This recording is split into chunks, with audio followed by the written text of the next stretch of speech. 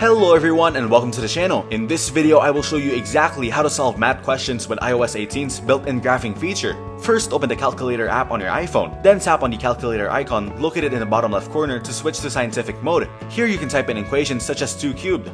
After that, tap on the calculator icon again to check your notes. Next, tap on the compose button in the bottom right corner.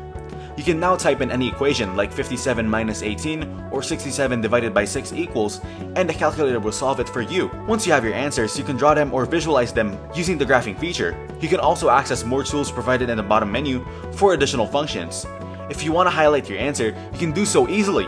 For example, typing log 34 equals will give you the result of 1.53148.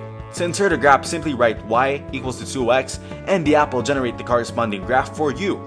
Finally, check the graph to visualize the equation you just entered. Thank you everyone for watching. I hope you got some value. Make sure to like the video and subscribe to our channel. Leave a comment down below. See you in the next one.